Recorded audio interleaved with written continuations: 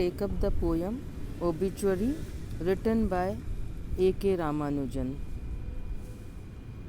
The poem Obituary is quite ironical. The word obituary means a notice of death in a newspaper, including a brief biography. The poem is written on the death of his father. The poem explains how his death has affected his family and what his father has achieved in his life. I'll take up the first stanza. Father, when he passed on, left dust on a table of papers, left dads and daughters, a bedwetting grandson named by the toss of a coin after him. The poet says that when his father died, he left nothing for the family but problems like dust on a table of papers, dads, unmarried daughters, and a bedwetting grandson whose name is a little bit similar to his father's name. The lines show the poet's dissatisfaction with his father. He doesn't seem to be sorrowful because of death. The poet is more concerned about the duties of his family when he has to perform. He has to pay the debts of his father, he has to marry off his sister, and also has to take care of a young child who urinates in the bed.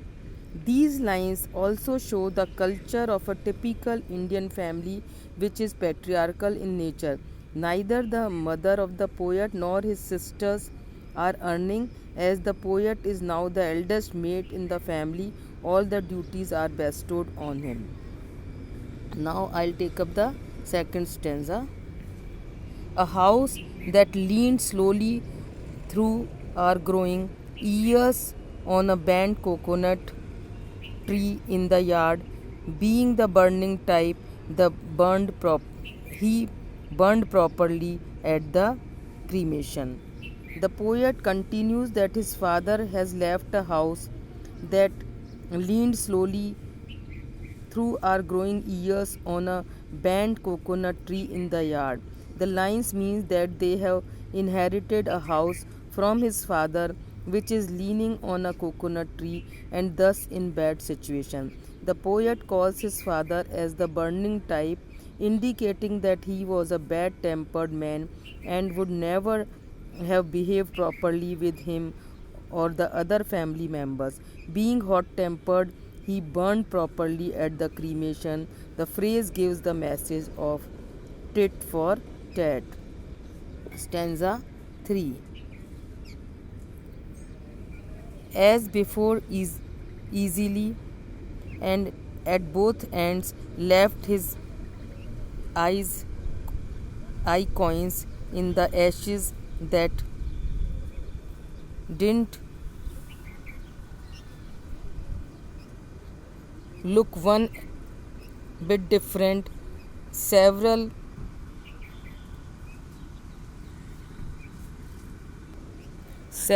spinal discs rough, some burned to coal for suns. The line continues from the previous one. He is burnt very easily from both the sides except his eye coins. Coins either signifies his anger or his greed for money, which did not look one bit different even after burning, and also several spinal discs, though some of them burned to coal. Now I will take up the fourth stanza. To pick gingerly and throw as the priest said, facing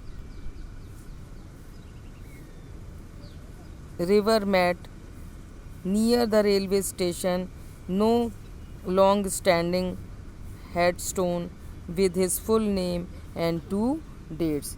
This stanza continues from the previous one. According to poet, the remains of his father's pyre are left for sons to pick, as the priest said, facing east, where 3 rivers met near the railway station.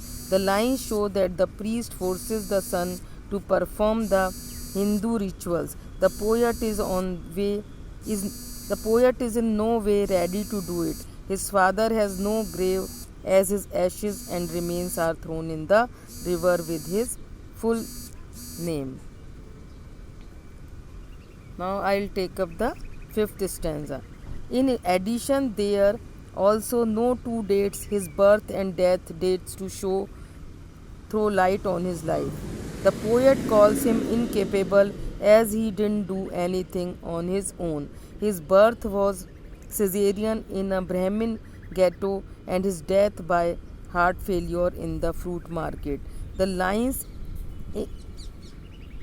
as quoted in his article, question the genius of Brahman.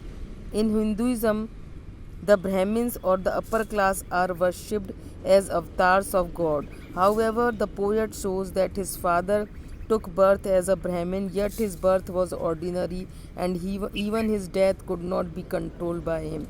In spite of being educated, he died in the market of heart failure and he could not save himself. These lines, in other sense, mark that he has achieved nothing in this world. His birth was ordinary, his death was ordinary, and what he did in life showed his incapability. Stanza 6.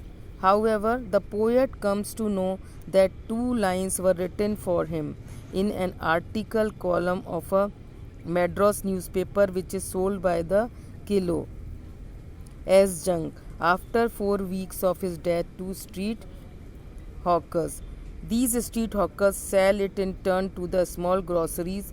From these groceries, the poet buys salt, coriander, and jaggery in newspaper cones, which he read for fun. So, this is the seventh stanza.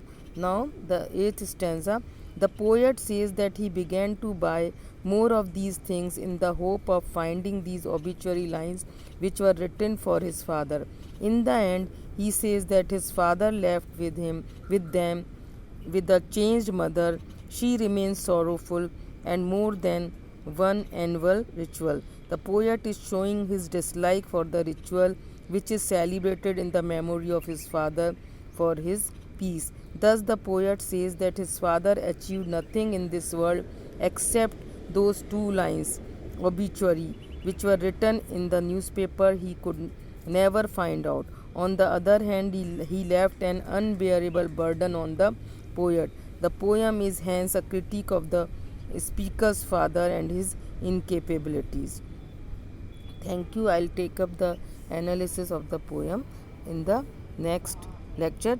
I have given you the literal meanings of the lines. In the next lecture, I will explain you the theme and we will go in detail the analysis of the poem. Thank you.